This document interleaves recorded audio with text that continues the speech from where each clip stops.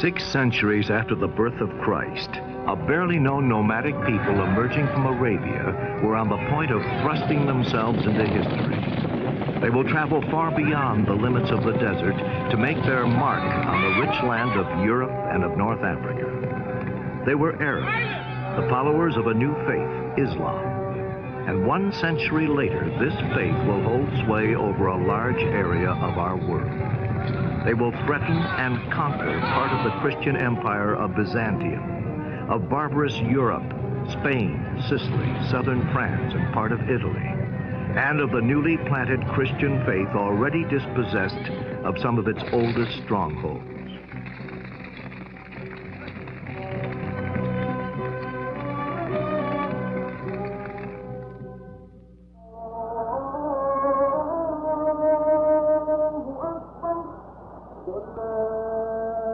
What does it mean to us? What was Islam before our time? What do we know of it today?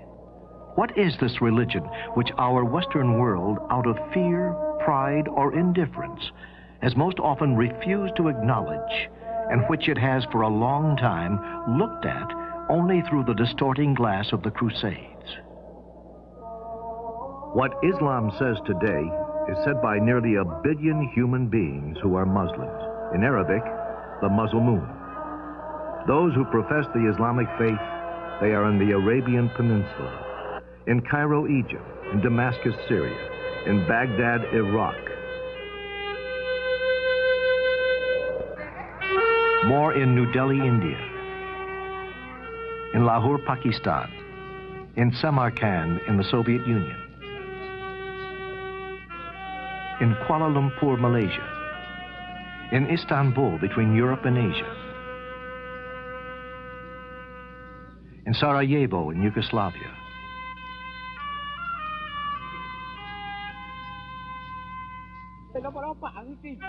and likewise in Timbuktu, in the heart of Africa,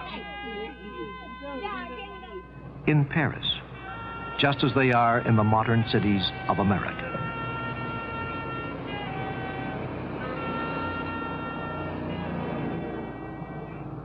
This mosque is in the city of Washington.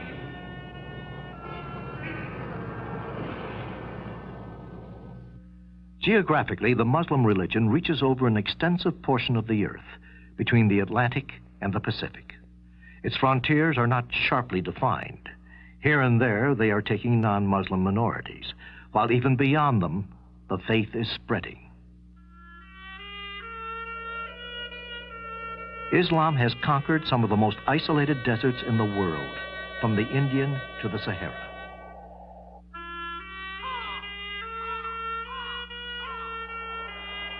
And in contrast, some of the most populous spots on our globe, the valleys of the Nile and the Ganges, and the islands of Indonesia. Muslim civilization extends from the unshaded eastern deserts to the high steppes of Iran, Afghanistan, and Central Asia. Here, Muslims call themselves Kurds, Turkomans, Kyrgyz, or Pathans, some nomadic, some settled, forming a mosaic of peoples and customs, the same varieties all the way from snows to the warm seas of Indonesia, Malaysia, and the southern Philippines. Millions of people living on faraway islands, millions more Muslims. But beyond nationality and the difference of cultures, beyond all division of politics, faith is the strong bond which links together these souls.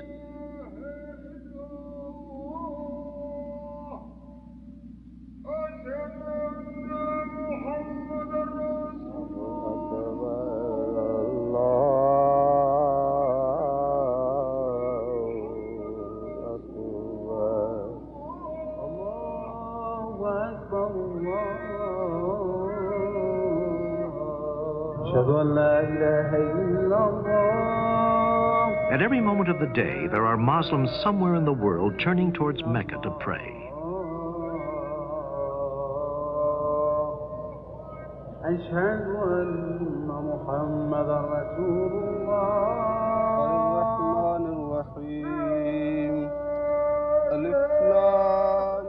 Mecca, the sacred core where pilgrims are to be found every year bearing witness to the spiritual unity, this brotherhood which knows no frontiers.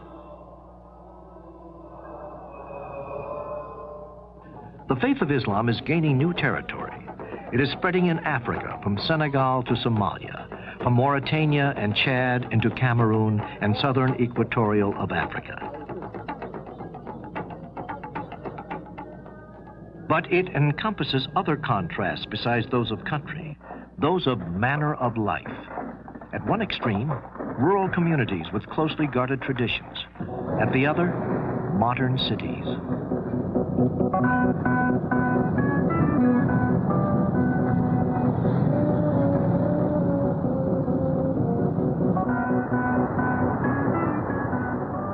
Progress.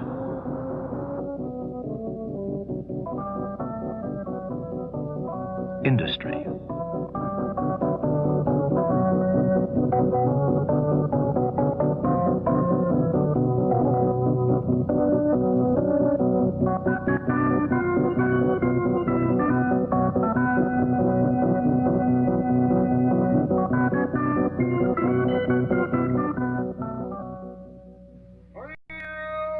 In some countries, Islam is the inspiration for every aspect of political life, as in Arabia, where the king is also the prime minister and commander-in-chief of the army, and where the sole source of the law is the Quran. Where and how God, whose prophet is Muhammad, has he revealed himself to man? Where did this civilization begin?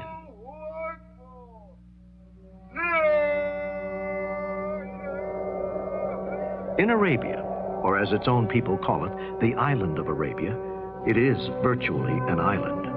In the past, to travel, a real knowledge of navigation was required.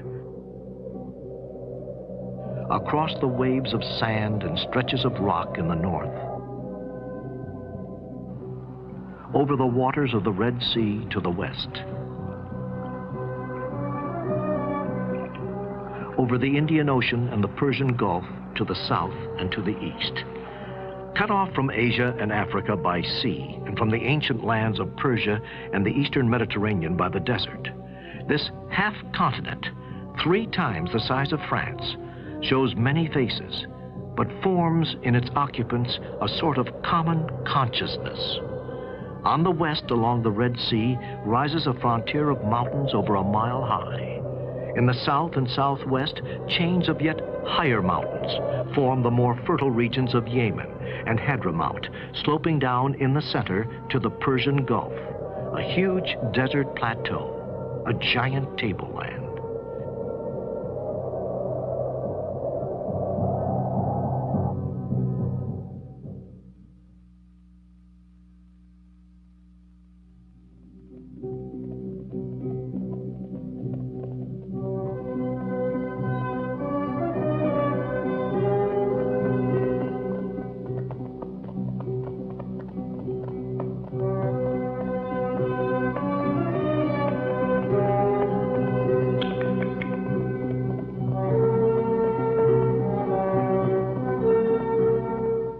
History already had numerous and long-established relationships with the settled part of Arabia.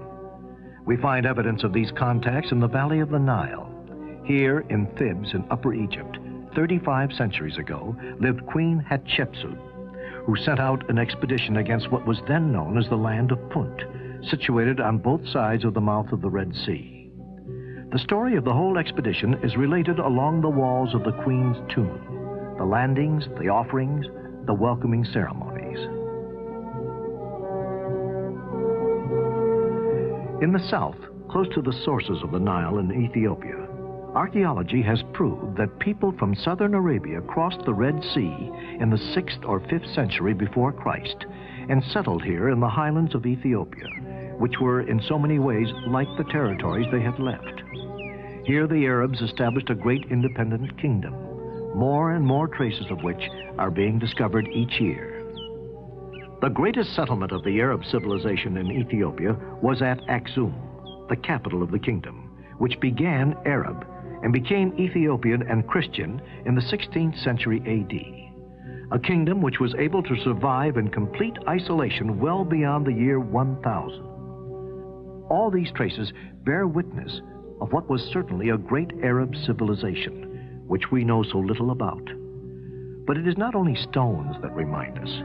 The memory of man as recorded in the manuscripts of Christian Ethiopia continue to describe to us the life of this Queen of Sheba, whose huge kingdom stretched along both sides of the Red Sea. She is the lady, as we are told in the biblical book of Kings, who gave a large quantity of spices and precious stones to Solomon. In craft, more imposing than these, but perhaps of the same model, the Red Sea carried men and products between Africa and Asia for many centuries. Across the sea, the trade was carried on, turning southern Arabia into a cradle of civilization.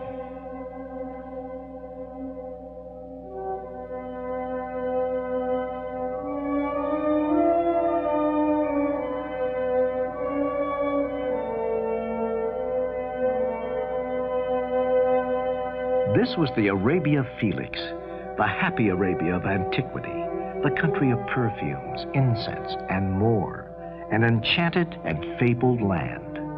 If this Arabia had sailors and kings, it had more important than all, peasants. By their efforts, the land became rich, irrigated, and fertile. People said that the areas of cultivation were so thick that the horsemen could ride for a month without leaving the shade.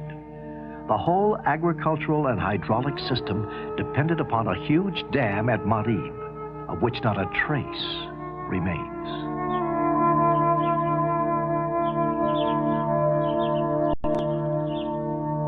It is here at Sana'a, the capital of Yemen, that we can visualize what the towns of this old civilization were like. By themselves, these palaces of stone reveal the originality of the settled countries of the south, proud of their strength and their traditions.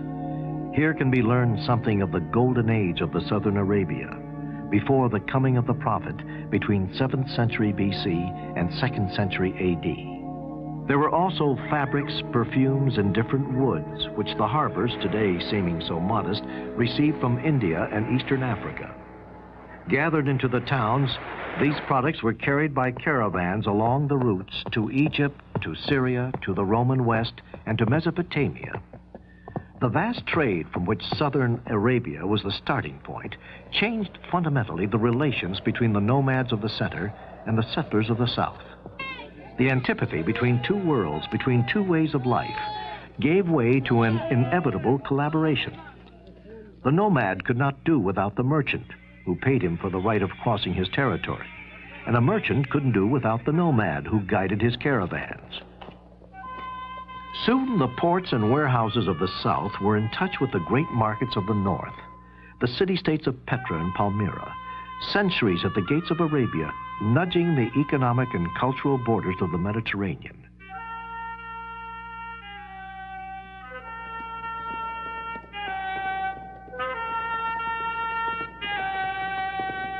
Jordan, a narrow path 12 miles long, and at the end, an enormous half-circle of cliffs. This town, which can only be reached via a single road, this walk town in Petra, this town which Arab tribes called Nabateans, founded in the 5th century before Christ, was influenced by Greek culture, but even if written in Aramaic, the spoken language was Arabic. Generations of Bedouins have stopped here.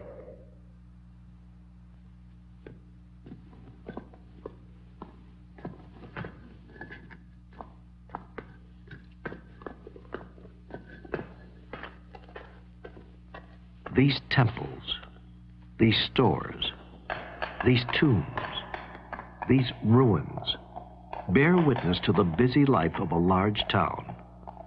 A caravan port, Petra, became the capital of an Arab merchant state, which redistributed the produce of the East throughout the Mediterranean. Rome objected, made sure of her control over the town, and then absorbed it for good under Trajan in the 1st century of our era.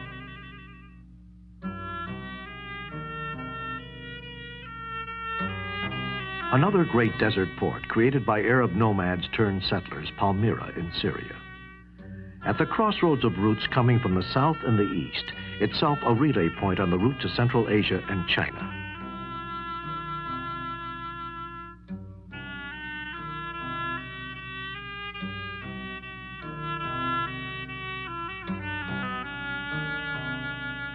In the time of its splendor, between the 1st and 3rd century A.D., Palmyra, or as it is called here, Tadmur, was governed by a local aristocracy which made it one of the great forces in the eastern Mediterranean.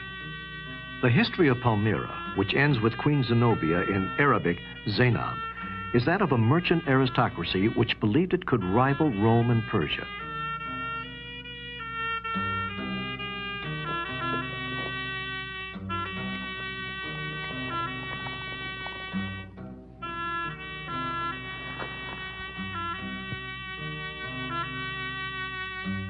In the second half of the 3rd century, Palmyra, which governed all the caravan traffic to Asia Minor, Mesopotamia, Arabia, Egypt, and Western Mediterranean, Palmyra, the proud, rebelled against Rome. A few overwhelming victories, and then the Roman war machine reacted. The Emperor Aurelian captured Queen Zenobia and led her away in chains of gold.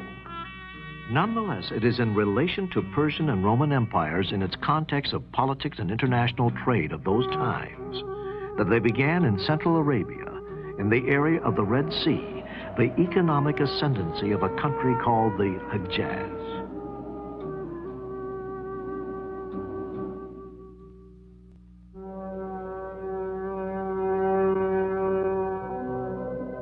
It is in the central regions, in the areas vaster than, say, all France, shaped in large part by mountains, gorgeous cliffs, and craters.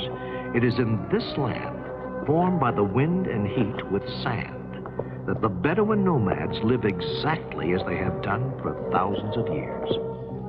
Amongst them, we are in the heart of a country that seems to have no history but today.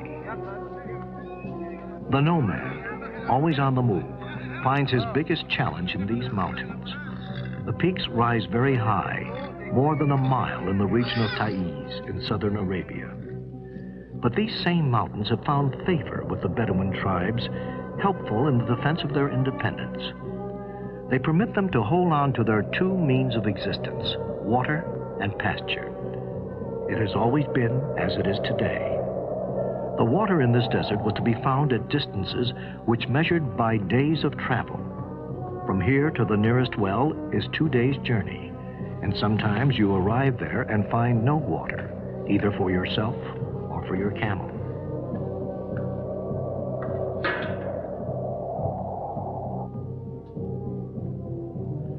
Bedouin pasture land, scanty pasturage, which to us appears to be as arid as the rest of the desert. And yet, bunches of this dirty plant are enough to banish the hunger of the Bedouins' camels and goats. Whenever the pasture appears, the tents spring up, and thus for centuries little islands of life have arisen out of nothing in the midst of hostile environment. Before the coming of the Prophet, Bedouin society lived just as it does today. The daily life of a Bedouin family, simple, austere, patriarchal, has gone on for centuries in the shade of a tent raised on the top of a bare hill. A few reserves of food which dry in the sun, the milk and cheese of goats, a little rice and flour procured at some oasis now forgotten in exchange of dairy products and some yarn. Here, daily life begins before dawn. By sunrise, the men are already some way off, leaving the old people to light the fire.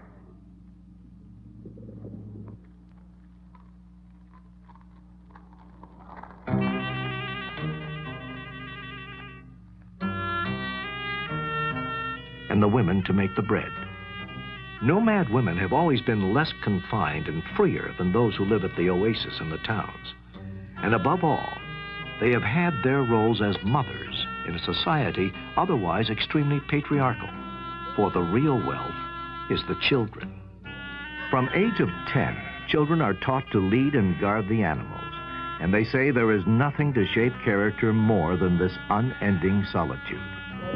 According to complex social attitudes and moral conventions based on the moruva, manly honor, this honor means pride in the closeness of the group, respect for the elder and the weak, generosity and forgiveness.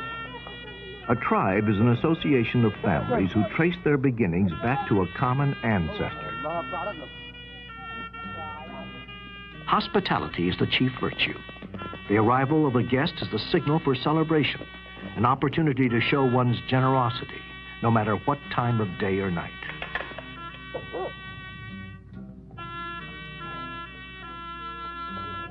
By unanimous and unspoken consent, they acknowledge the authority of a sheikh, a chief, chosen from among themselves. The sheikh has no force at his disposal, only his moral influence and his skill in speaking for everybody in the clan can make his authority prevailing. The theme is unchanging through all the joys and struggles and great events of the people. The song exalts the glory of the tribe. This is their greatest sensitivity. Poetry serves to express the vital need of the communal life which we'll meet with throughout Islam. The group alone allows the individual to survive in a hostile environment. Loners and outcasts are rarely met with, and those few are inevitably led to a life of solitude. Listen to one of them, the old poet Shan Para.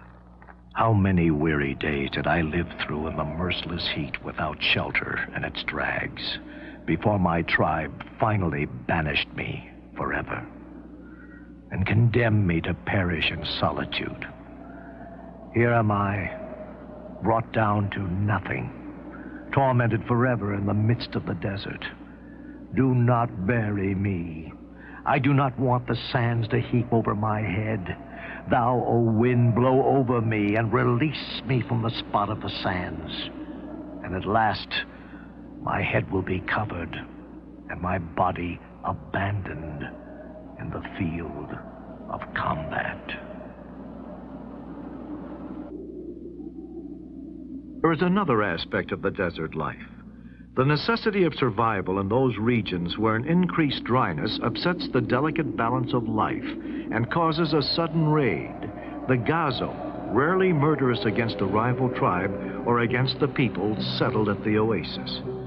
These oases on the fringes of the desert, where some nomads have settled to enjoy a secure way of life guaranteed by the water. It was in this region in the city of Mecca in 570 A.D. that a boy was born into the Bani Hashem family of the Quraysh clan. He was named Muhammad, an ordinary child like any other child. Muhammad lost his father, Abdullah, and his mother, Amineh, very early in childhood. He was raised first by his grandfather, Abdul Muttalib, and then by his uncle, Abu Talib. It is believed that Muhammad was sent to a nomadic tribe to be raised according to his clan's tradition in the desert. Like this child, like these Bedouin children, the young orphan was carrying on responsibilities like other boys in the Bedouin tribes, looking after animals and performing other duties. Young Muhammad was looking after the animals on the hillside where two angels appeared in a golden cloud and took hold of him. With secret gestures, they reached to his chest and washed his heart from a golden goblet. This action placed in him the breath of God. Muhammad passed most of his youth here, close to the route which caravans took to carry the goods leaving Mecca for the north. The caravan traders of Mecca controlled the routes to the Mediterranean. It is believed that Muhammad, with his uncle Abu Talib, a merchant, traveled along the caravan routes to the north and to Syria. Through the years, the caravan routes from Mecca led Muhammad out of the limits of the Arabian Peninsula into the Mediterranean, where at that time not only trade was spreading, but also the great ideas were at hand, the ideas of Christianity and monotheism, the startling doctrine of one and only God. Muhammad talked to rabbis, monks, and Christian merchants, and learned about Christianity and of Hebrew doctrine and of the final day of judgment. In Mohammed's time, hermits lived in caves throughout the Hejaz. Later on, Muslim tradition would say that these Arab hermits foreshadowed what was to come. They were early followers of monotheism, which would become the true religion.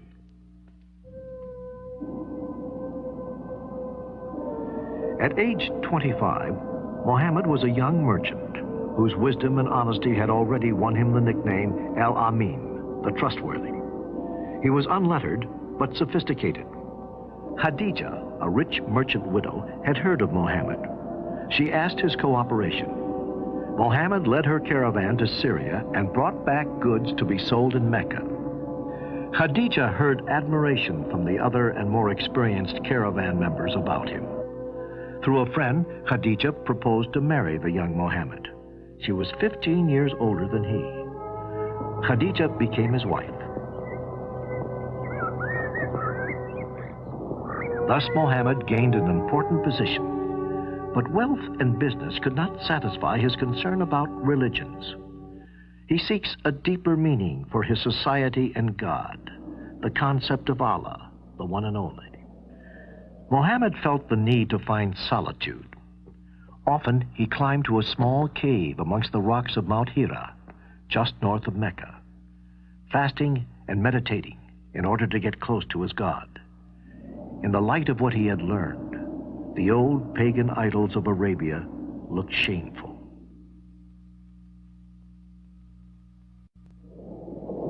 One night, in the middle of the month of Ramadan, the moment of revelation came.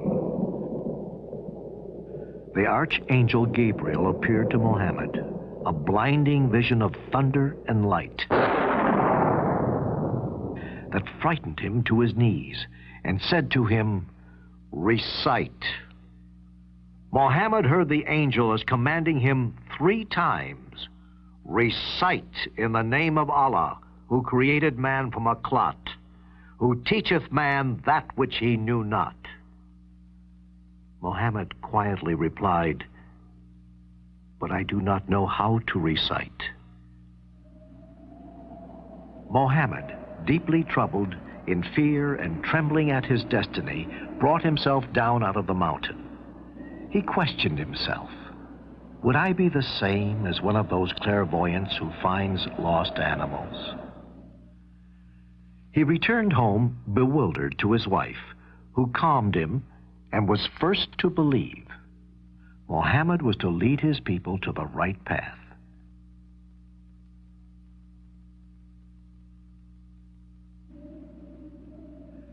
For 3 years after this day, Muhammad returned to Mount Hira, and the revelation continued.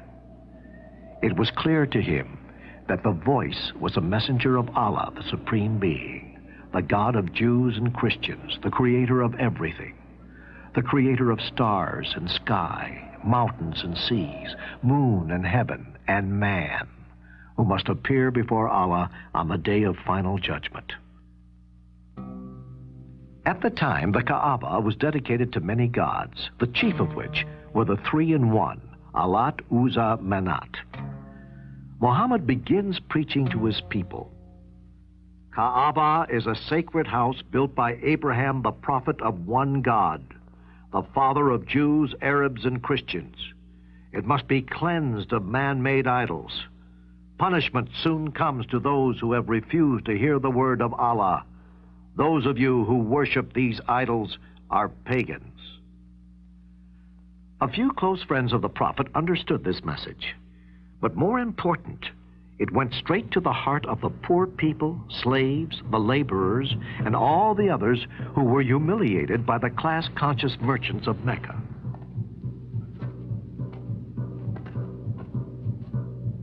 Meccans are threatened. They react harshly. Muhammad has discredited their gods and called them pagans. And most of all, he has threatened their pocketbooks. Muhammad says, a moral life is a life which a man uses his wealth for a just cause, and the wealthy and powerful must give to the poor and oppressed. Man should not marry to more than 4 wives at the same time, and must treat them equally and respectfully. Women have the right to inherit property. The rich must pay taxes to the poor, and no one should lend money for profit-making.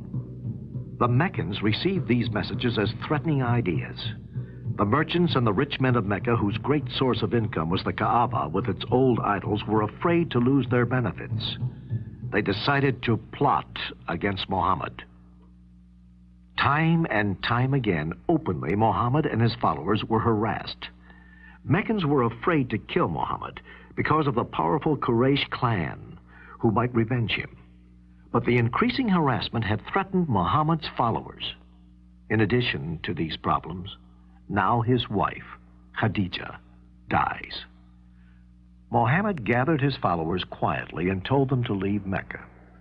They went and crossed the Red Sea to Abyssinia, where the Quraysh clan had been trading for many years.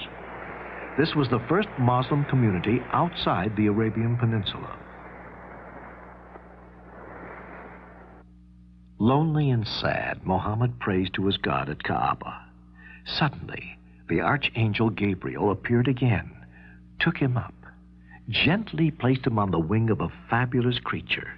Among other angels, flew him to Jerusalem, and then lifted him up into the seventh heaven, where Muhammad spoke to the past prophets Abraham, Noah, Moses, and Jesus. The angels brought him back to Kaaba, where Muhammad proved the truth of messages of other prophets. But Mecca was busy plotting against Muhammad, and each tribe took part in a conspiracy to kill Muhammad and his followers. It was a time for yearly pilgrimage to Mecca. Yathrib, an oasis 200 miles to the north, had already heard of Muhammad's messages of brotherhood. They decided to send a delegation to Mecca as pilgrims, but secretly they must meet with Muhammad and invite him and his followers to their town.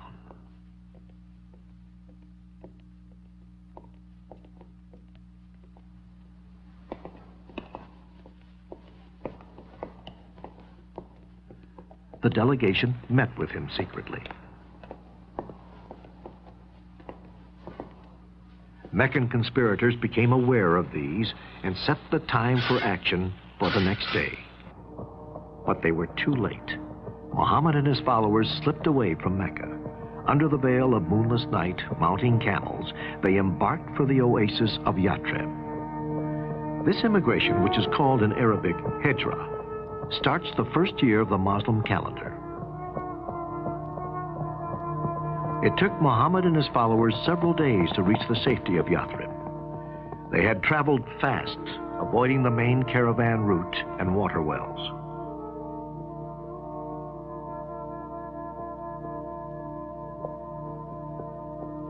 People of Yathrib were alerted of his coming. A small band of Muslim converts living at the oasis were waiting for him. When Muhammad arrived there, they shouted, "He has come! He has come!" Tears staining their cheeks. They offered him their homes, but Muhammad said, "God will guide my camel to a chosen spot." His camel stopped and kneeled near a small barn. Here Muhammad, with his own hands, with help of his followers, built the world's first mosque. From then on, the oasis at Yathrib became known to the world as Madinatul Nabi, City of the Prophet, or simply Medina. Around the extraordinary personality of Muhammad, the small Muslim community began to flourish and became a political force. Muhammad marries and has children. The revelation continued and was written down. These revelations form the Quran, the Muslim holy book. Now the Quran sets the guidelines on the practical matters, such as taxes, trades, marriage, divorce, and military matters, and details how a Muslim should conduct his prayers.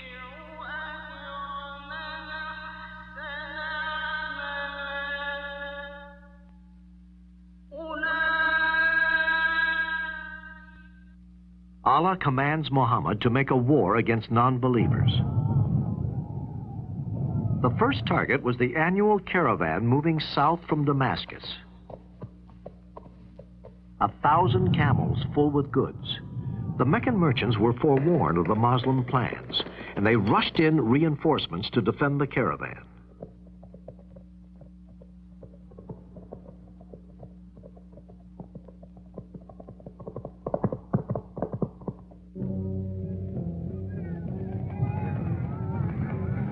At the walls of Badr, near the Red Sea coast, they surprised Muhammad's army of 300.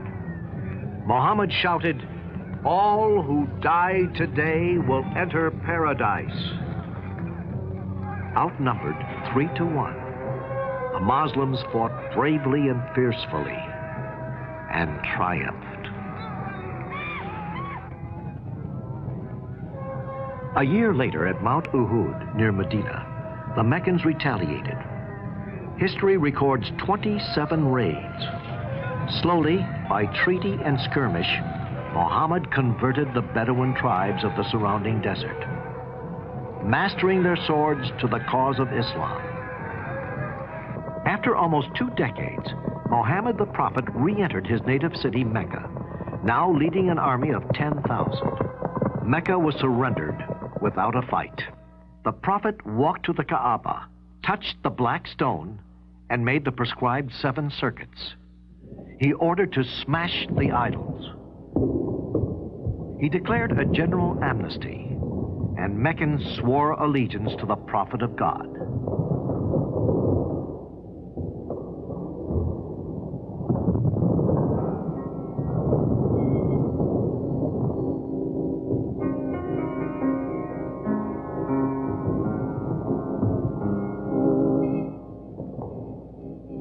Mecca joins Islam, and Kaaba becomes the holy shrine of Islam. In respecting the Kaaba, Muhammad avoided hurting the feelings of his compatriots of Mecca. The old forms of pilgrimage were kept, but quietly changed. Within 2 years, much of Arabia was united under the banner of Islam. But the Prophet's mission was nearing its end. Back in Medina, he fell ill, weakening in each passing day. And finally, on June 8th, 632, in the arms of his favorite wife, Aisha, Muhammad whispered his last devotions, then peacefully surrendered to Allah's will. Aisha's father, Abu Bakr, gave the news of his death. "Men, may all those who knew Muhammad learn that he is dead. May all those who worship the God of Muhammad know that he is alive and immortal."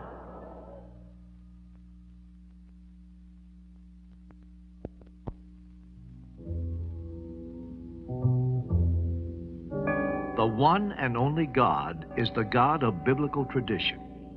Muslims believe in God, in what has been revealed in Abraham, in Ishmael, in Isaac, in Jacob, in what was given to Moses and Jesus, in what was given to the prophets on the part of the Lord. Muhammad always said that Abraham, Moses, and Jesus were his predecessors. The Quran is quite clear about Jesus by denying him a divine nature. It is this which divides Islam from Christianity, with their faith in Jesus Christ, the only Son of God, born of the Father at the beginning of the world. In effect, through the Quran, God says God cannot be penetrated. He has no offspring. He has no father. None is equal to him. The Muslim community deeply believes that everything that is taking place is the divine will and is best for the community. Destiny, after all, is in the hands of Allah, and every Muslim will be fulfilled of his expectation by God, even if this fulfillment is deferred to the day of judgment. The way Muslims think of themselves and the way they interpret the meaning of life is the fact that human beings are created like everything else in the universe by force, which neither they understand nor control. Men come into existence and pass away not by their own choice and decision, but by an overwhelming power beyond their comprehension. Allahu Akbar,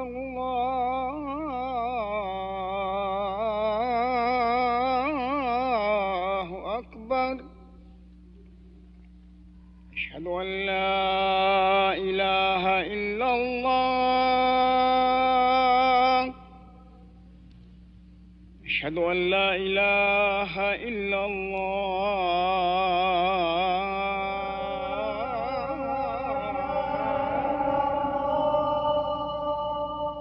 I bear witness that there is no God but Allah, and I bear witness that Muhammad is the servant and apostle of Allah.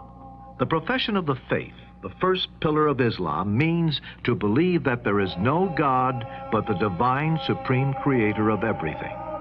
The second pillar is prayer, which holds this community together by means of certain common gestures in their worship and turns men's minds towards their creator. Islam has fixed the number of daily prayers at 5. Dawn, midday, afternoon, dusk, and evening. Prayers are said in bare feet, with the face turned to Mecca. But these prayers are said only after the compulsory rite of purification. There are no altars in the mosques. Its minarets and domes stand over empty spaces which hold the mystery of God. A niche indicates the direction of Mecca, and so of prayer. Sermons or readings from the Quran are given from the pulpit. Islam has no priests. Every believer is himself face to face with God. Anyone can lead prayer or preach, however little the community judges him to be worthy and able. As the center of prayer and the meeting place for the whole community, a mosque presupposes a city life all around it. And so a mosque built today in the heart of the city reminds us of what the prophet foresaw in the beginning. His word addressed to the people of the city, the tradesmen, craftsmen, and workers.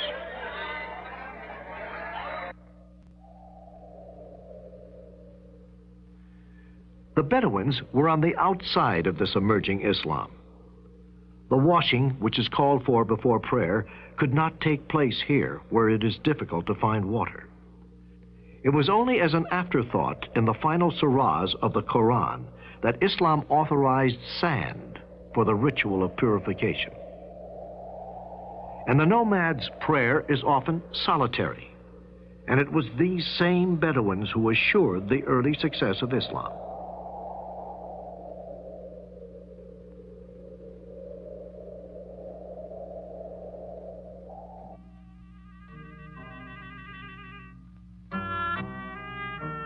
The third pillar of Islam, unquestionably, is almsgiving.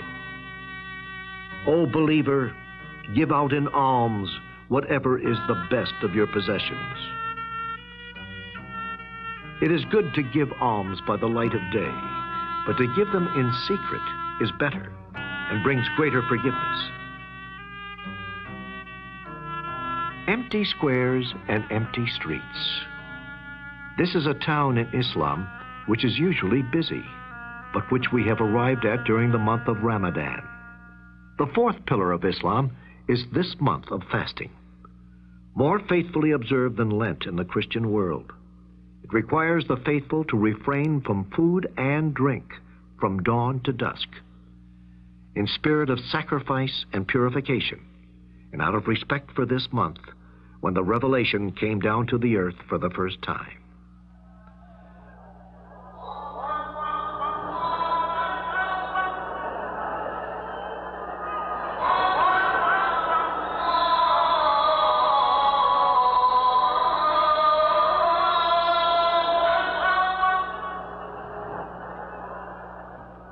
The fifth and last pillar of the faith is pilgrimage to Mecca, the holiest place of Islam. Here, the sense of community reaches its highest points with a really universal dimension.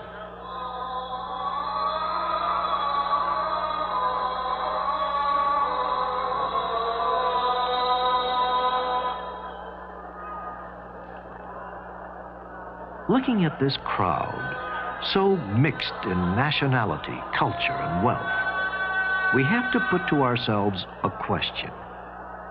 How has Islam kept this unity for 13 centuries? This belief in the soul of God, of whom Muhammad is the prophet. To Islam, it was Abraham who built the Kaaba and placed the first house for the true God. Some rites in this pilgrimage also carry the memory of Abraham. There is the night before reassembly of pilgrims at a place called Muzdalifah. The pebbles they are looking for will be thrown at 3 rocks tomorrow. For Islam, these rocks are the one where the devil stood and tried to persuade Abraham from giving his son for sacrifice. And these pebbles represent the ones Abraham threw at the devil to chase him away. Another ritual is connected with this portico, which links to hills called Safa and Marwa. The pagan Arabs made this portico the seat of mysterious natural forces.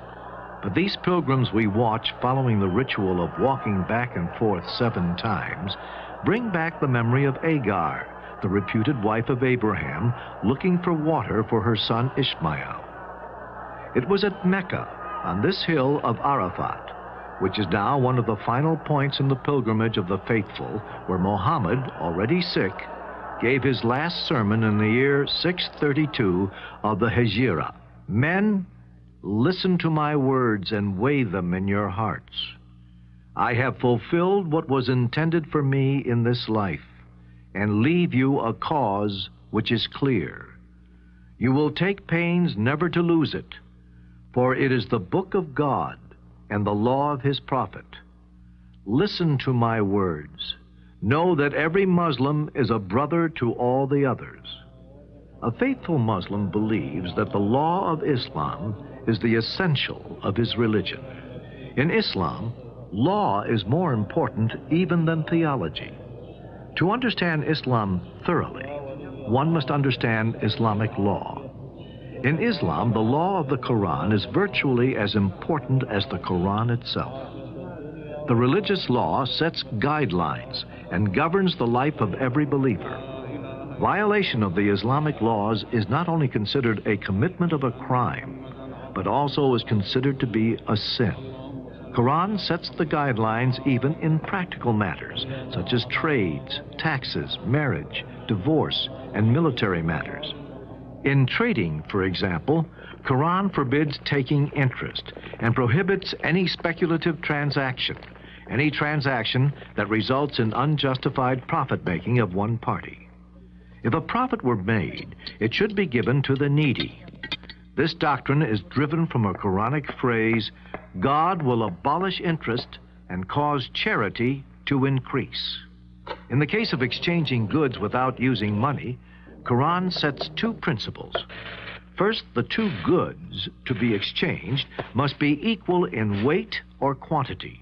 And second, there must be no time delay in exchanging, because it is possible that during the interval, the value of one good might fluctuate, and this may result in loss for one and profit for the other party.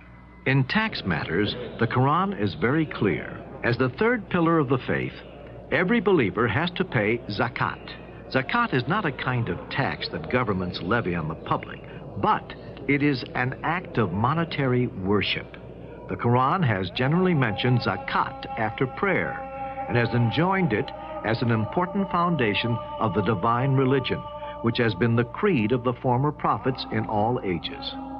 The great moral and spiritual benefits that accrue from the institution of zakat for the Muslim society and mankind at large can become possible only if the payer practices it as an act of benevolence and worship and does not regard it as a mere tax. The Quran also gives guidelines for upgrading the women's status in the society. For instance, a man is permitted to marry up to only 4 wives at the same time, but he must treat them equally, and women have the right to inherit property. In the case of divorce, Islam does not involve a complicated or a long procedure. The grounds for divorce in Islam, however, are more liberal than in the West. They are not limited to proven adultery or cruelty or long separation. The couple may apply for separation simply when they realize that they cannot live together happily for any reason. When divorce is completed, the wife has to wait a certain period of time after separation from her husband by death or divorce before she can remarry. This waiting is to determine whether she is pregnant from her ex-husband before she remarries, and thereby guard against confusion of the paternity of the child, but also to give the woman an opportunity to relax and somewhat forget her former association. The Quran also sets guidelines for alimony. A divorced husband has to pay for the full maintenance of his divorced wife for the full waiting period. This period is 4 months and 10 days for non-pregnant women, and in case of a pregnancy, until the child is born. In the case of custody of children, Islam prescribed that the mother who is not incapacitated by a mental, moral, or religious cause has the first right to custody of her child, boy or girl, until the child reaches the age of 7, when the right of custody reverts to the father. The father has to support the child until such time as he can manage by himself, if a boy, or gets married, if a girl. A girl does not have to earn her own living. Her support is the duty of her father until she marries.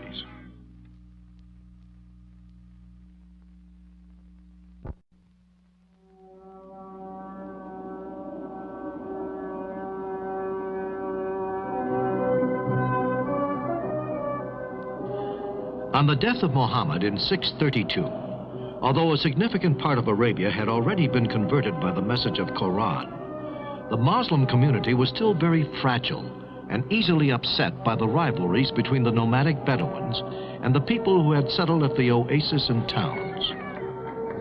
There was also a quarrel between the inhabitants of Mecca, the guardians of the Kaaba, and the people of Medina, who were proud of being the first to embrace Islam as a thorough religion. At the heart of the family itself, amongst the first companions of the Prophet, ambitions were beginning to show themselves. There was a problem of a temporal spiritual succession to the Prophet. The word Caliph means successor in Arabic. Was the Caliph just a substitute chosen by the community as the most worthy and authorized only to defend and to apply the thought revealed by the Prophet? Or, on the contrary, was the Quranic message much more, an inspiration continuously renewed through descendants of the Prophet, whose successor was to be not only the leader of the community, but also the source of religious law? These two divergent attitudes of the young Islam would make themselves felt throughout its history.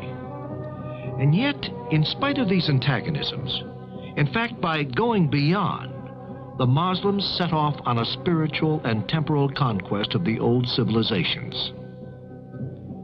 Do not yield yourselves out to the infidels. Struggle against them, drawing strength from the Quran. Fight the agents of Satan. His traps are truly weak. The word of God made the inhabitants of Arabia forget their squabbles and transformed them into historical figures. The reasons for the overwhelming victories of young Islam are partially beyond our knowledge. How did the Arabs come to break out of their desert at a single stroke and abandon the life they knew as merchants, caravan followers, and shepherds? There was a sudden explosion of energy, reaching further and further in successive waves, and the conversion of the conquered country was measured by the enthusiasm of the warriors and genius of the leaders. If 20 bold men are to be found among you, they are worth 200. If you have 100, they will be worth 1,000 unbelievers. Facing the attack of a handful of ill-equipped nomads, the two great empires of Byzantium and Sassanid Persia revealed themselves as impotent.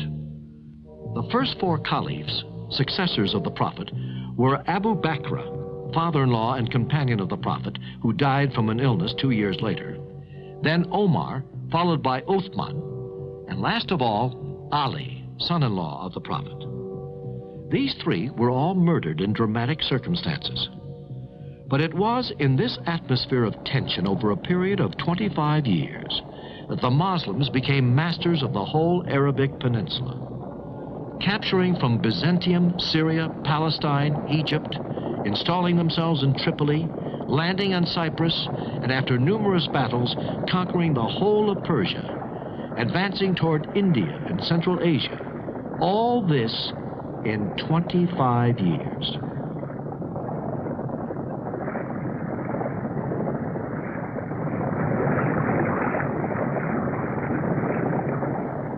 To account for such extraordinary successes, the High Middle Ages finds no explanation other than divine will.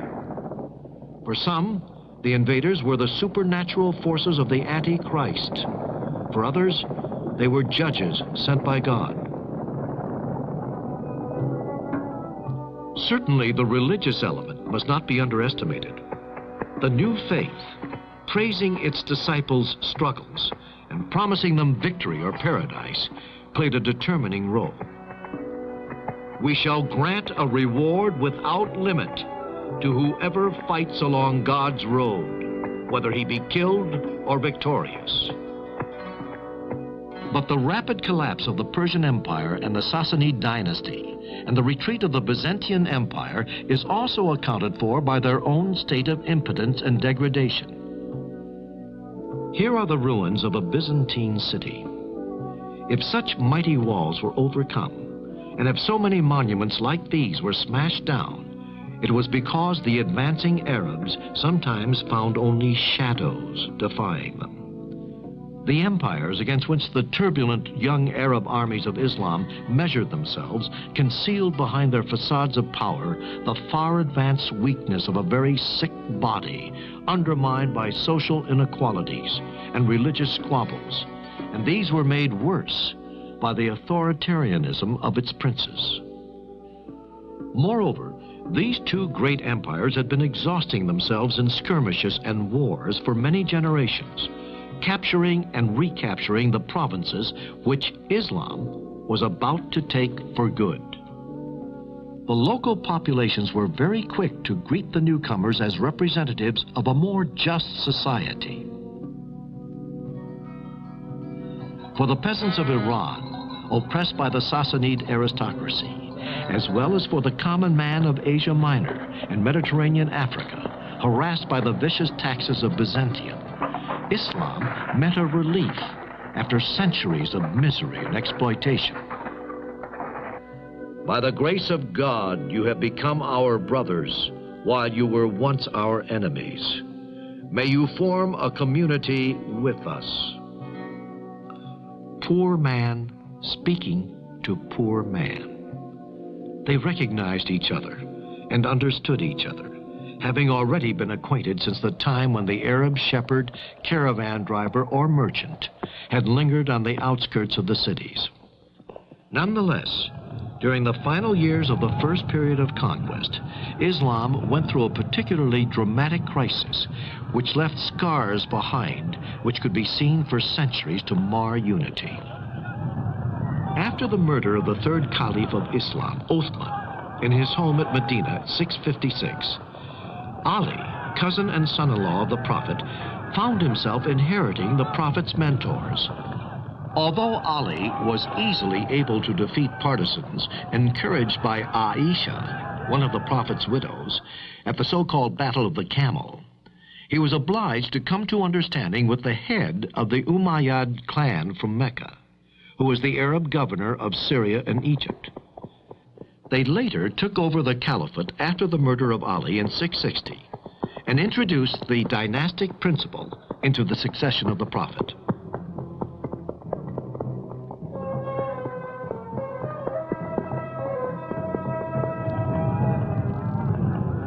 The Umayyad dynasty was to govern the destiny of Islam for nearly 100 years.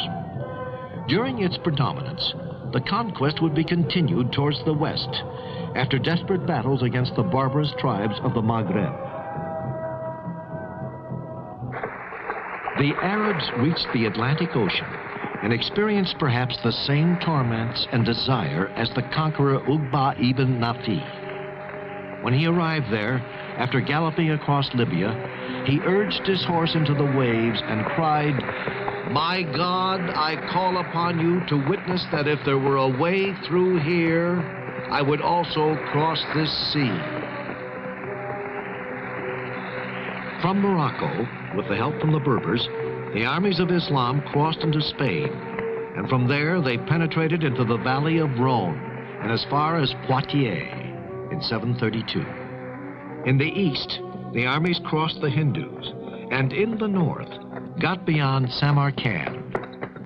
These conquests marked the end of the first period of impetuous expansion. From then onwards, Islam set about the organization of the conquered territory. The Umayyad caliphs moved the political capital from Medina in Arabia to Damascus in Syria, and came to a decisive stage in the meeting of Arabia and Islam with the old cultures of Mediterranean.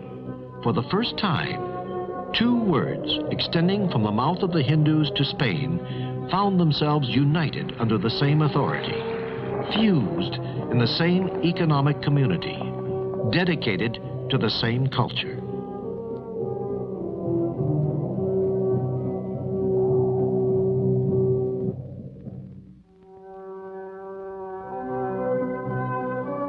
The first result of this new Islam in the years after the conquest is the building of cities. Cities everywhere, always bigger, always more of them. The Muslims from Arabia, at the end of their long gallop across the desert, set up miles of stone. With these men, the old cities took on new life, and new cities arose on the earth, either replacing ancient capitals fallen into ruin, or growing up where there was nothing before, to create new and important centers of Islam's trade and defense. Damascus, Kufa, Basra, and Fustat, core of future Cairo. In the west, Kairouan, the first town to be followed by others. Fez, Tunis, Baghdad. They are either old cities which have come to life, or new cities bursting with trade and politics and people's lives. It was in this climate of the Middle Ages that Islam reached its zenith. Baghdad, the capital of the Abbasid caliphs, flourished in a sort of feverish pomp. When today we think back to it, we can see that this was the high summer of Islam. The Abbasids, like the Umayyads they dethroned, were Arabs of the original stock descended from Abbas, an uncle of the Prophet. Baghdad on the Tigris, and not far from the ruins of Babylon, is today a modern city. Only its name and a few ruins remind us of its past history. The splendor of the Abbasids was on show with varying fortunes for 5 centuries, from 750 to 1258. The Abbasid period was characterized by intense activity in all branches of learning and of art. Baghdad, which had become the capital of world culture, gathered the best scholars, philosophers, and poets from the East, with the encouragement of the great caliphs. We have all heard of Harun al-Rashid, the prince of the 1,001 Nights. But there was also al-Ma'mun, who lived at the time of the zenith of this culture and science. And the whole Muslim world was united. Abbasid science is Arab because it is written in Arabic, and because the Arabs, in creating Islam and the empire, were wise enough to promote a renewed interest in the science of the ancient world.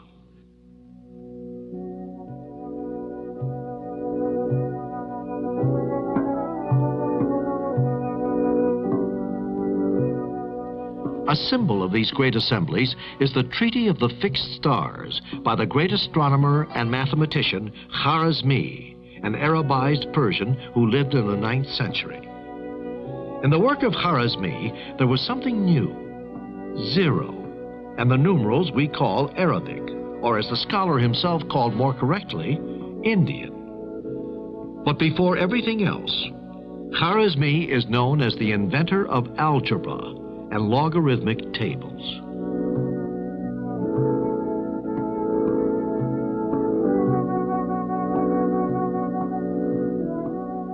Maps of the heavens stand opposite those of the earth. They are drawn up to show the trade routes and to point out the way to provincial officials who are returning to their posts.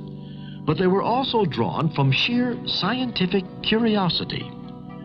Muslim geographers determined the length and the degree on our globe and took pains to correct Ptolemy's map. Here is a map of the Mediterranean with Italy and Sicily, drawn by Idrisi, a geographer of the 12th century. The south is at the top, and it is only by turning it upside down that we can discover the features we are familiar with today. This is the University of Kuwait, Above the entrance are the words from the Quran. O Lord, may our knowledge increase. All Muslim universities, from the most modern to oldest and most glorious, keep fresh the memory of the great discoveries in science, in philosophy of the medieval Arab world. Not one student or teacher can forget that glorious moment in the Muslim history, when to be a Muslim meant to belong to the most advanced scientific, cultural, and technological society known to man. The West was able to profit best from the scientific discoveries of the Arab scholars. They were discoveries which revolutionized every aspect of science, from optics to chemistry, from mathematics to medicine and mechanics. So they were practical discoveries, also needed for the correct solution for technological problems. The Muslim world, for example, was a past master in manufacture of the complicated clocks and of gears of all sorts moved by the force of water or wind. Indeed, the windmills, which you can still see in the Mediterranean basin, from Spain all the way to Greece and Turkey, have probably come down to us from the high plateaus of Iran or of Tibet by way of the Muslims. From Spain and Sicily, Arab thought, either theoretical or practical, soon won over a Europe which was very far from reaching a similar level of culture. At Salerno in southern Italy, or at Montpellier with its joyously preserved manuscripts, Arabic medicine established for centuries its domination over an astounded old world. This was the school of medicine which flourished under the famous Avicenna. Avicenna was the first man who was able to hit upon the difficult synthesis between Quran theology and the philosophy of the ancient classical world. This was in the 11th century. He elaborated the most important philosophical system of the time, which became known in the Western world too. Admiration for Aristotle and other Greek philosophers stopped where the Word of God began. This Word of God was written in the Quran and was to be interpreted sometimes in the liberal sense, but more often in a broad and indirect sense. It must be added that such philosophy needs an intellectual elite which is able to interpret its own beliefs liberally and stand up to the opposition of theologians and bigots. Toleration was general. Official condemnations were rare. These verses of Omar Khayyam, the great Persian poet of the 12th century, are a proof. Why did our Creator, when he made the world and adorned it, then yield it up to the power of death? If the work was good, why slatter it? And if not good, whose the fault? The girdle which bounds our mortal world does not whisper where it begins, or how is its ending. On that matter, no person has spoken a word of truth, and no one knows our beginnings or our fate. These ideas, which would have led directly to the stake in Europe, arose from the ancient cultures, reawakened and invigorated by Islam. Islam did not only produce universal scholars like Avicenna or Al-Biruni, it contributed greatly to the flowering of Muslim figurative art, architecture, decoration, and painting.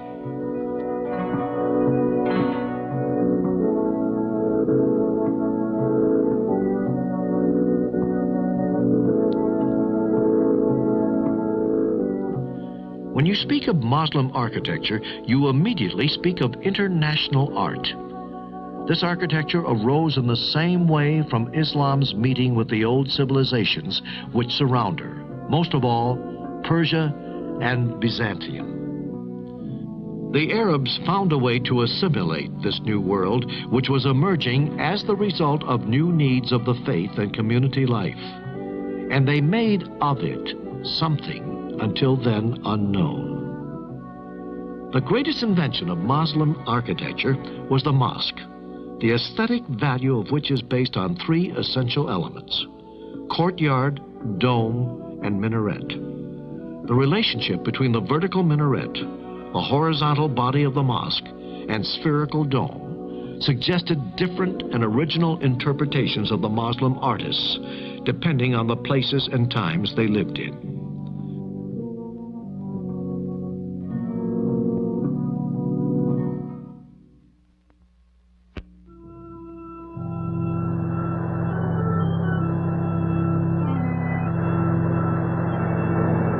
Starting from Morocco in 716 and helped by Berber troops, the Arabs shut off the Mediterranean and crossed over into Spain. They were commanded by Tariq ibn Ziyad, whose story gave a name to a giant rock, Jabal Tariq, which became Gibraltar to our ears. Undermined by rebellions and dynastic squabbles, Spain broke apart. For a time, the Muslims were even across the Pyrenees in the south of France near Marseille.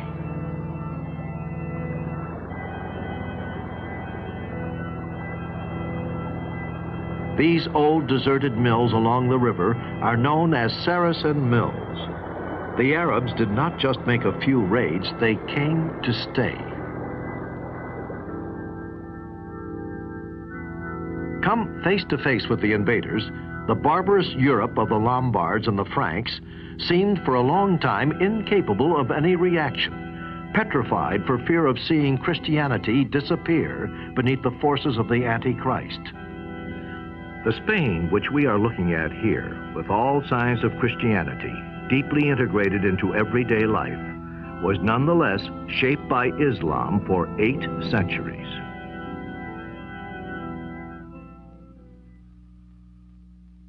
The conquest was easy.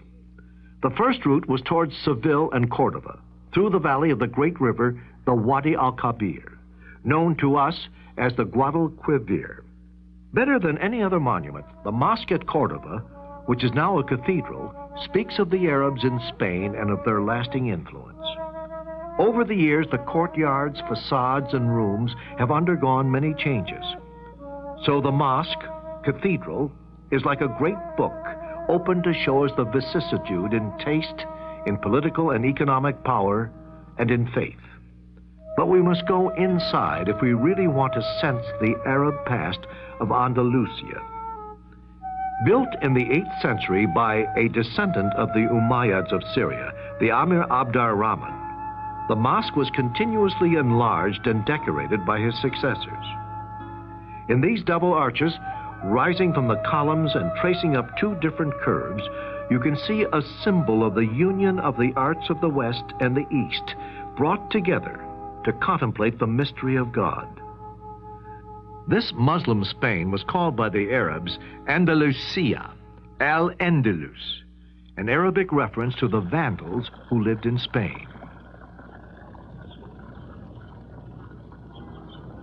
The Tower of Giralda in Seville was one of the greatest glories of Muslim Spain, and also signaled the beginning of her decline.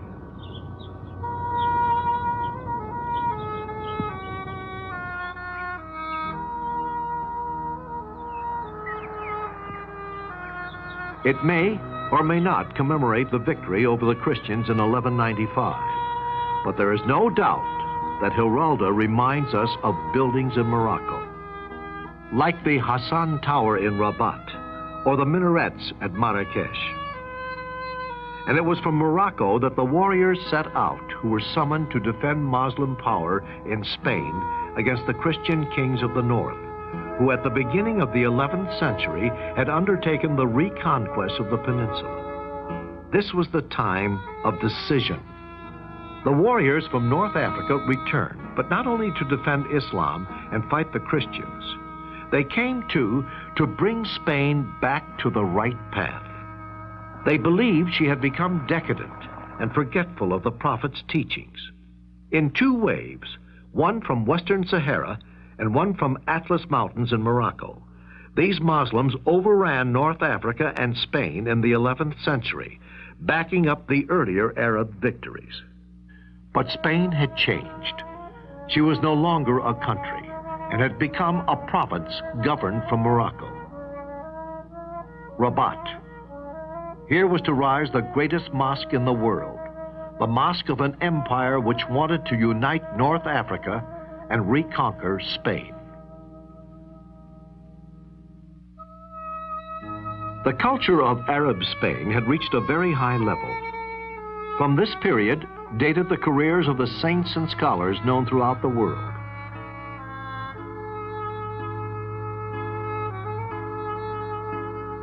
This valley, called Las Navas de Tolota, saw the beginning of the ruin of Muslim Spain.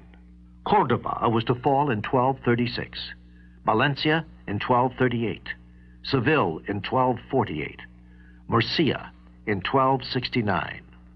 5 centuries after Islam's assault on Spain, the story was reaching its conclusion. Granada, an interval during the catastrophe.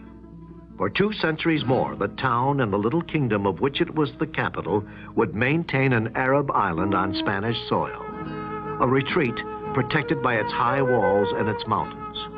But its culture shone up to all the world. Granada inherited all the arts of old Andalusia. Watching over the town, both a symbol and a memory, is the Palace of Alhambra. Here, the architecture is more than delicate. It is as fragile as the encircled kingdom, as melancholy as things close to death. But Spain was not the only one along the Mediterranean coast to become acquainted with Islam. The decision was made in Tunisia at the beginning of the 9th century to invade Sicily, while she was still recovering from the Byzantine Empire.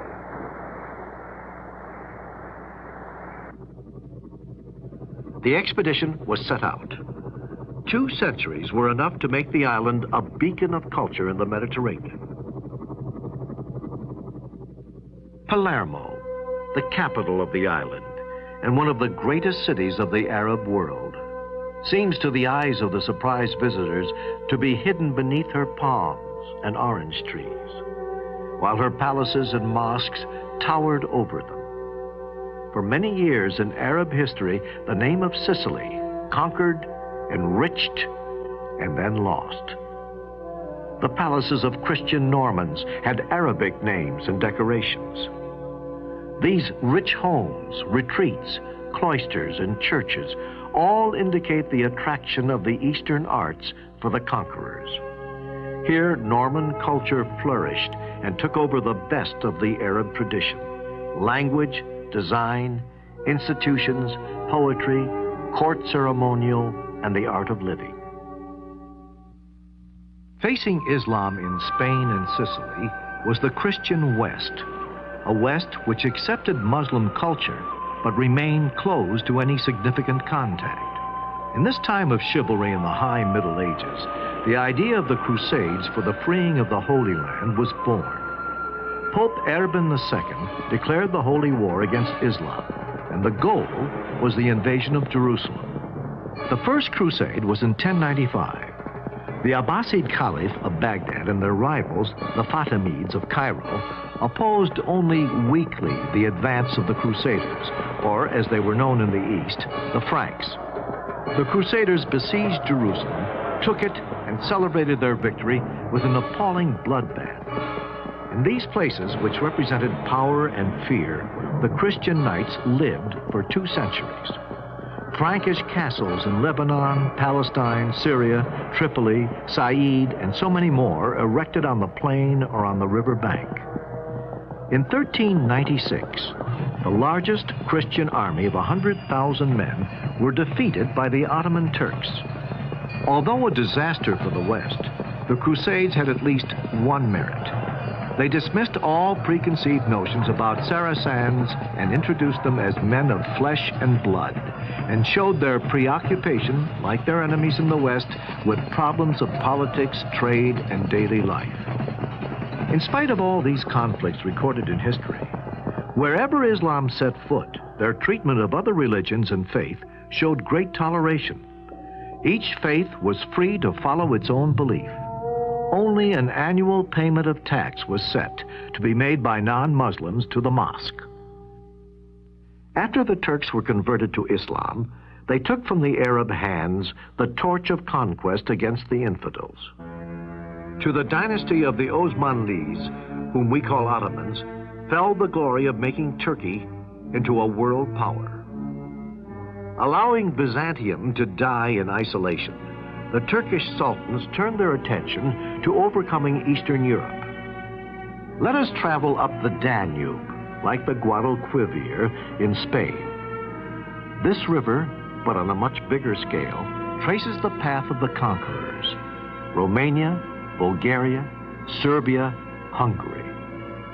The countries fell, and their cities: Belgrade, Budapest. Here is a reminder of these years of occupation. These macabre skull towers built at the expense of the Serbian rebels. At last, in 1529, Suleiman the Magnificent lay in wait outside Vienna. But Vienna resisted, just as she would resist Sultan Mehmet IV in 1683, to mark forever the limit of Ottoman expansion into Europe. But before this, in 1453, Byzantium, the Rome of the East, the Rome of Orthodox Christianity, had fallen.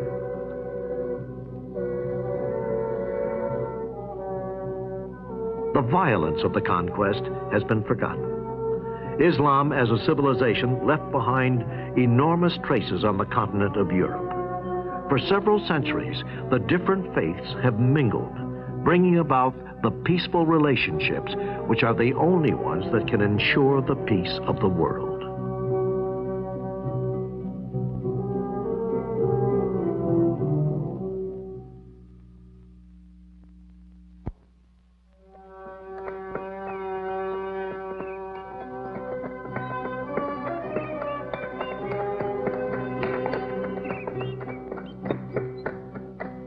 From here, the Muslims, bearers of the word of the Prophet, made themselves known in successive raids along the valley of the Hindus, and then throughout all India.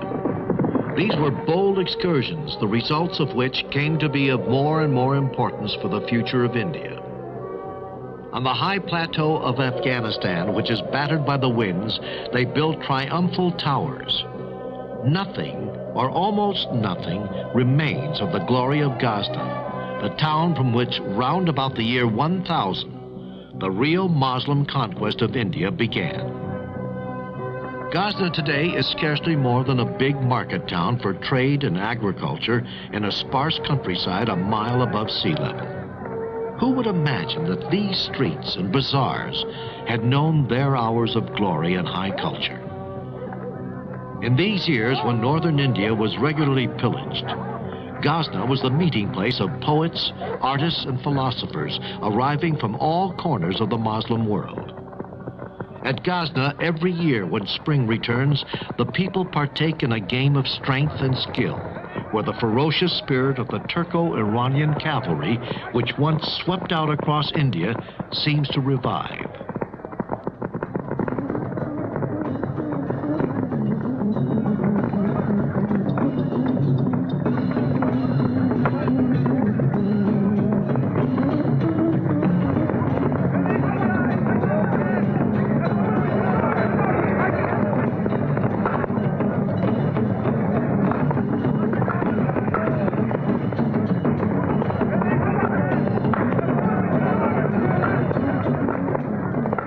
Persia, after the Muslim conquest of the 7th century, took great pains not to break with its past. On the contrary, she jealously guarded it, enriched it, and absorbed it into Muslim civilization.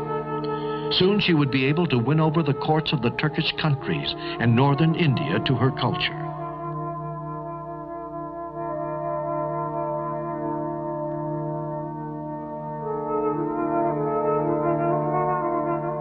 Pagan Persia and Islam, Iranian culture and the Arab Quran, art and dance, poetry and Turkish traditions, they all make up a mixed and adventurous culture. Impeccable warriors they may have been, but all the same, the invaders of India were not ignorant barbarians. The attacks on India were often just raids, after which the aggressors went back to their mountains in the northwest. The special story of Islam confronting India was going to be for centuries one of a mutual attempt to convert each other. The first conquerors sleep now at Fatah in Pakistan, side by side with their distant successors, the Mongols.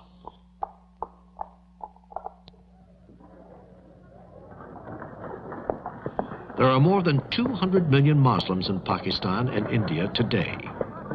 Hindus were converted to Islam in great numbers because they were fascinated by the message of the new faith, which offered them an ideal based on the concept of absolute unity of God.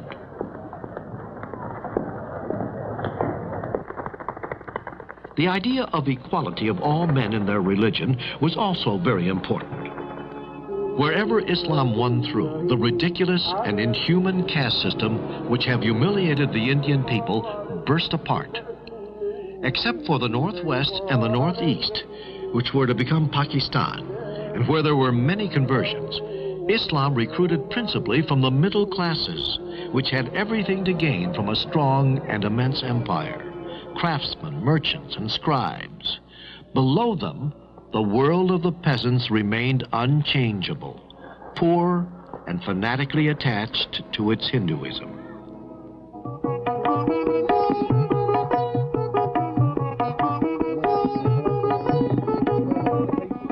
At the highest level of society, Islam attracted the warrior aristocracy, including the sovereign.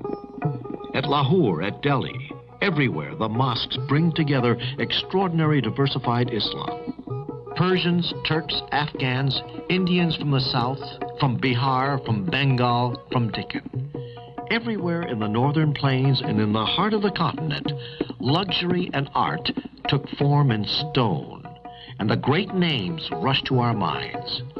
Hyderabad, where the Nizam ruled, the richest man of the world. The story of relationship between the two communities, Hindu and Muslim, is extremely complex and comes right down to the present-day split between India and Pakistan.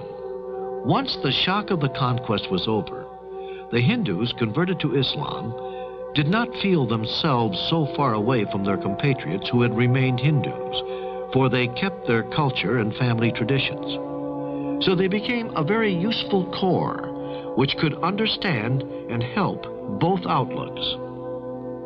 This is Ajmer, a sacred place of Muslim India, where the pilgrims come to visit the tomb of Chishti, one of those missionaries who did so much for the spreading of Islam among the Indian masses. The enormous influence of these missionaries and the quiet impact they made on millions of people played perhaps a more important part than the military conquest which conventional history so often stresses.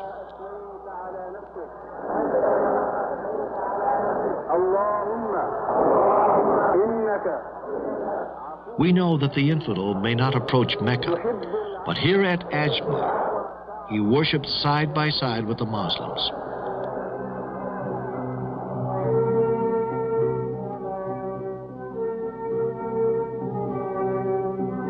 The starting points of the trade routes to the Far East were the coasts of Malabar and further to the west, southern Arabia, the Red Sea, and the Persian Gulf. Islam's ships followed the monsoon routes and looked very like the ones in use today. From such dockyards as these, the brave sailors had sailed as agents of a far-reaching trade and as missionaries of their faith. Their memories embody forever in the Sinbad of the 1001 Nights. The roots of this trade and its gospel talk may be summed up like this. From Aden and Muscat, which were ports on the Red Sea and the Persian Gulf, to the coast of India in Gujarat, Malabar, and Coromandel. Then down towards Ceylon and the Malacca Peninsula.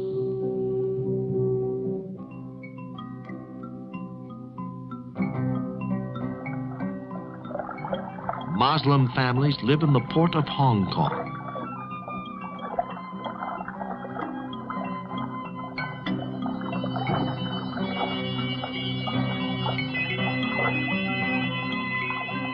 There are perhaps 20 million Muslims in China.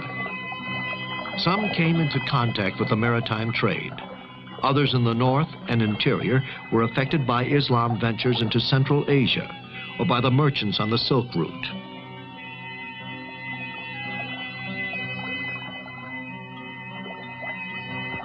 The island of Mindanao in the Philippines. On the edge of the forest is a little mosque made out of wood and stone, very much worshipped.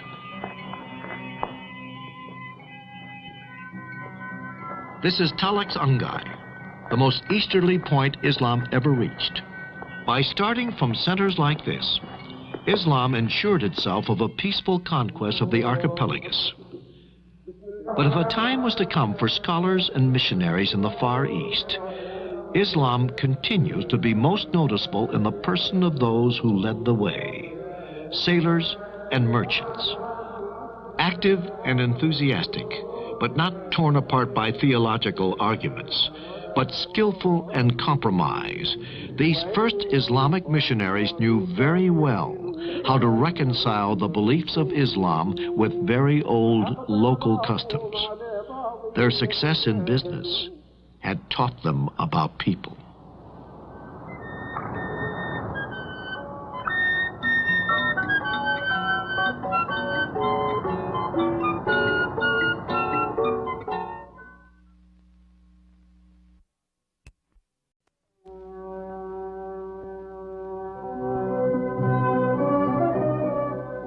From one end of the world to the other and across many centuries, we have been watching history of Islam with its many mentalities and customs. Islam is a religion, but also a way of living. It represents a whole procession of people we think of as being far away, but who have, all the same, woven many strands into our own history and culture. Our journey has shown the strength of the expansion, led first by the Arabs and subsequently by the Turks as they spread their faith. The luxury of the courts contrasted with austerity of the desert. There was power of the empires, the vitality of trade, the buzz of city life. Cordoba, Samarra, Istanbul, Mongol India, and hundreds of other reminders had shown us the magnificence of an art and civilization which were so often far in advance of the rest of the world. So now there are two questions. Why did this civilization so tragically bend under the military, economic, and cultural pressures whenever Europeans set foot? And what would be the future of the Islamic countries? Africa could perhaps give us the beginnings of the reply to these questions. It is really here where colonialism has sometimes gone as far as to impose the victor's language that one can perhaps grasp through Islam, the double dilemma of development and national determination. We must go back over the history of Islam in Africa.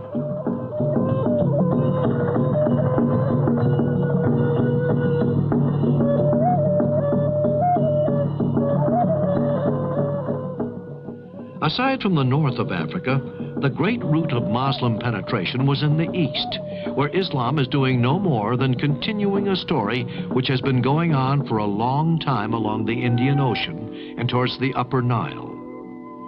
Much later on, and much more difficult because of the desert and its nomads, the entry into West Africa began really only after the year of 1000 AD. Immediately, the Arabs came into contact with the great kingdoms of medieval Africa, Christian Ethiopia and Nubia, and with other pagan kingdoms to the west.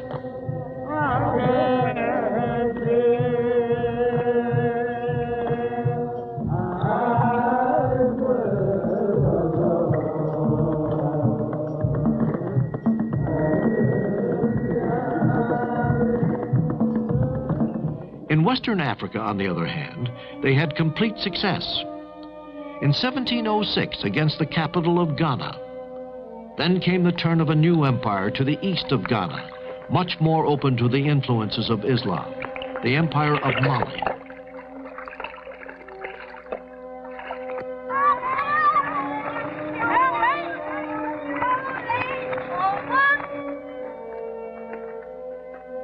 Timbuktu, linked to the Niger by a canal cut through the desert, had its days of splendor in the 14th century, when its riverbanks were crowded with boats and its streets with merchants and scholars. These mosques are famous in the history of our Muslim civilization. This one was the University of Sangori, a place of study and worship of God.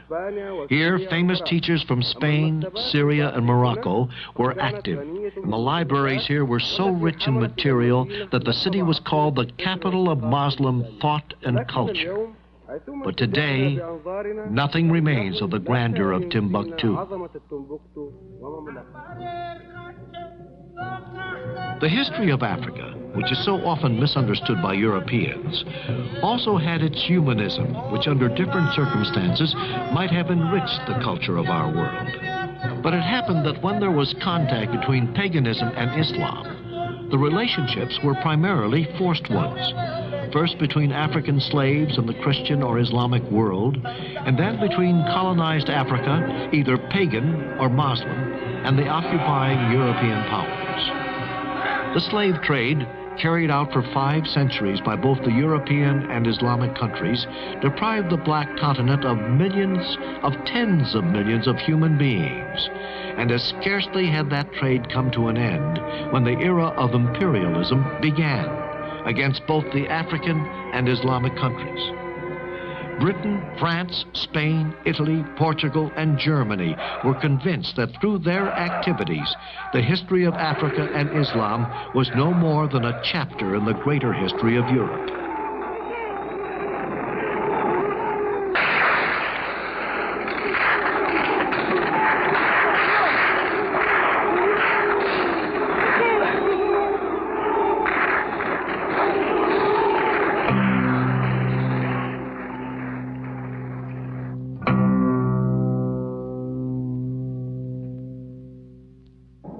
So Africa today, aware of its own history, faces the dilemma of foreign intervention.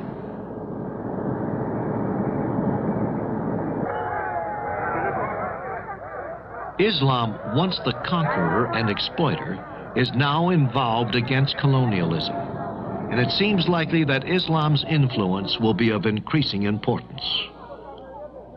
Abidjan, in the Ivory Coast. The Muslims are our brothers. That's all.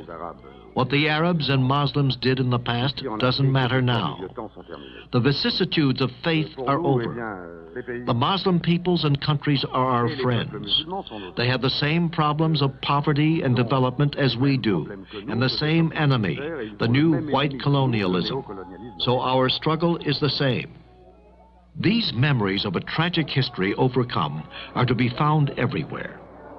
Let us give illustrations, one in Africa and one in America. The island of Djiba in Tunisia is at the head of one of the old routes into Africa. 2 different children, 2 children who are brothers, run together to the sound of drums of Galala. Galala is the name of a region in Djiba where a community of African origin lives, which was at one time liberated by a Muslim saint. He is buried in this mosque and is feted once a year by a procession of brotherly union.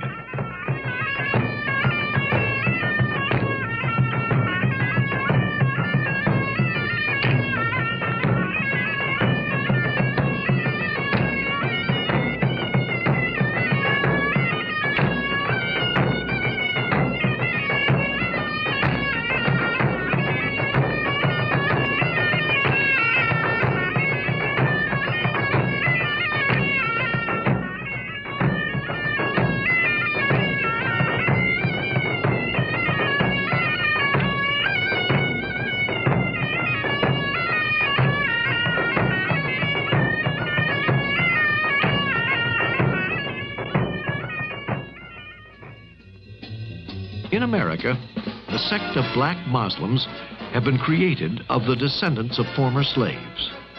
The center of the movement is in Chicago. The message of Islam is spread through all the black community by the weekly papers. American Muslims have farms and greeneries which supply supermarkets with good natural food anyone can want. The thing you couldn't find in these modern places would be alcohol and poker cards, which, as we know, are contrary to their religious beliefs. These initiatives, springing a real dignity, have allowed the black Muslims to see the number in their community grow all the time. Following the routes of conquest and trade, Islam has continued to penetrate the African continent. We Muslim traders stop in villages and little towns where we win respect and friendship. We try to give an example of dignity and to demonstrate clearly, by means of an orderly and respectable life, that to be a Muslim is reason to be proud, whether you are facing Europeans or Africans not yet converted. Once upon a time, the missionary traders were Arabs. Now we are all of us Africans. So the job is still easier. Brothers understand each other better. And in fact, today, Muslims represent 40% of the cities of black Africa.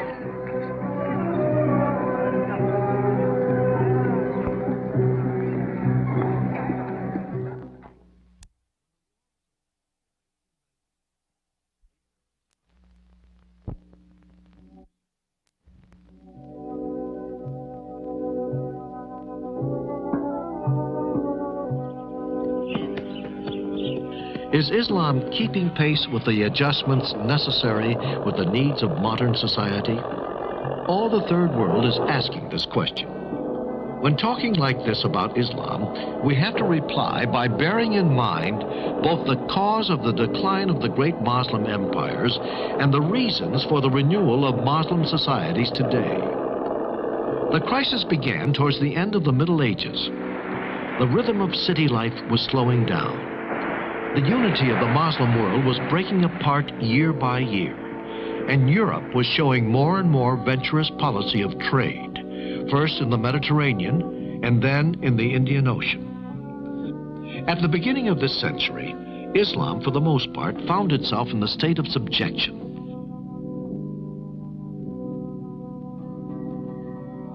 After taking a back seat in the world's history, Islam today is free after struggles which took various forms. The impetus to independence and the form it took depended in fact on the type of colonial domination and on the degree of culture and economic development. But everywhere the battle for liberty went on in the name of national identity, sometimes with the added weight of Islam. And this nationalism very often took the form of holding up before the foreign power the very principles which she preached herself: liberty, equality, the right of the people to determine their own way of life, their own culture, and the use of their own resources.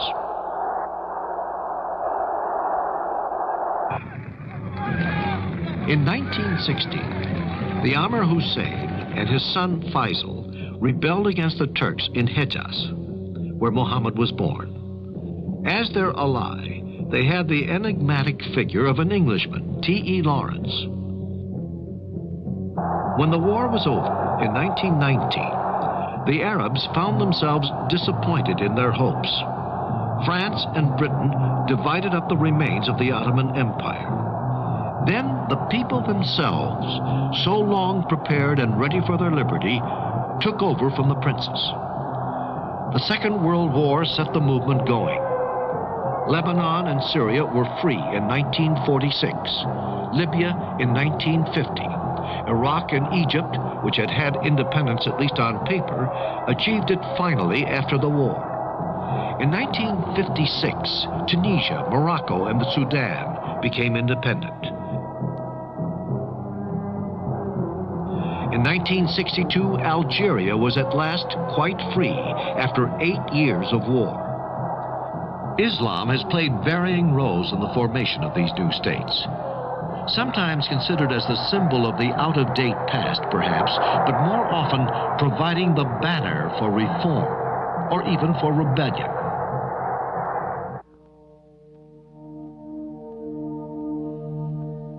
the plains of Arabia, the legendary desert, and the most modern of treasures, oil.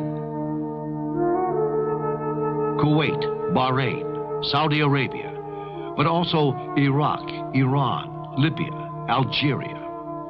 These countries alone provide 60% of the world's oil. This fantastic and sudden wealth bursting through in countries with a very traditional society has completely upset the way of life which has remained unchanged for centuries.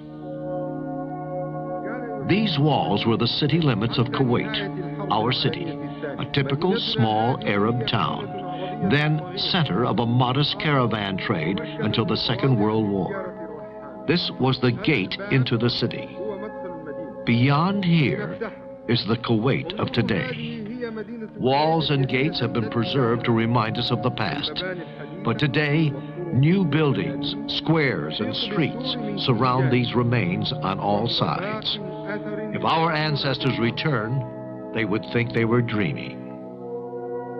But the spirit of the old world hasn't disappeared with the same speed of the alleyways and bazaars have. The souls of men need more time to change than is required to change things. The ancient Bedouin mentality, with its values and its patriarchal sense about human relationships, has left marked traces right on the heart of the cities. And the fabulous palaces are perhaps only a new framework for rebuilding structures inherited from the past. This falling in with the needs of the 20th century, or its myth, perhaps is clear. And it's on this territory that Islam has to win its next struggle. Labor, factories, timetables, work shared, new relationships between men arise from this modern life and its battles, and it develops a new awareness of their destiny. While looking at these scenes of progress, roads under construction, airports, bridges, universities, and harbors, the question has to be asked: what will the future of Islam be? Let us take a look at one of the Muslim countries, the Kingdom of Saudi Arabia, where Islam began. New schools, colleges, and universities teach the young Muslim generation modern techniques within the frame of Islamic principles.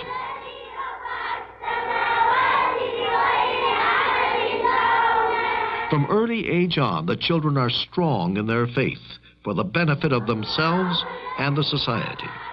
These are the teachers, nurses, doctors, and the scientists of the future. Although advanced industries are flourishing, modern methods and machines do not alter the enduring values of Islam. Modern medicine, which has derived so much in the past from the fundamental discoveries of Arab physicians and surgeons, is now universally available.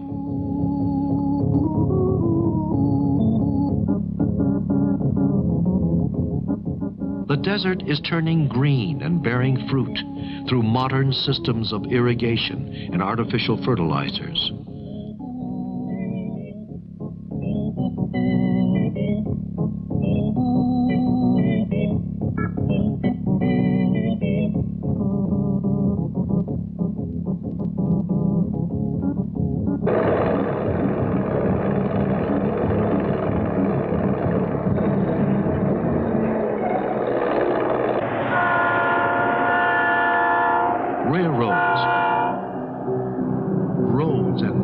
Of highways throughout the desert and mountains, now connecting all the cities and towns of the neighboring countries.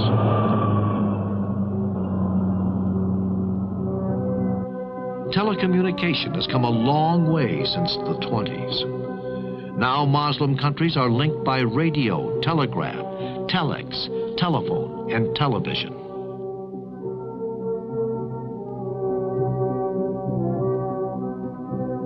Permanent Earth satellite stations throughout the Muslim world, the Pan-Arab Satellite, serving Arab nations from Morocco to Iraq, with headquarters in Riyadh. This is the headquarters of Saudia, the airline of the Kingdom of Saudi Arabia in Jeddah, the nerve center of the entire organization, with ticketing and reservation section and sophisticated computer system for day-to-day business and long-term planning, countrywide and beyond.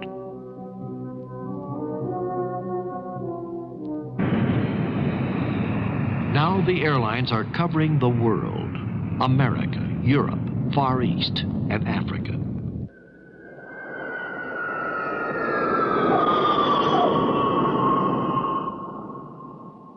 One thing is certain.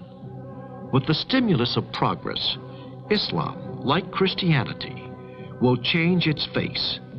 And in doing that, will change the culture of which it's the bulwark. But it is not only the universities. Everywhere amongst the people, there is an enormous quest for knowledge.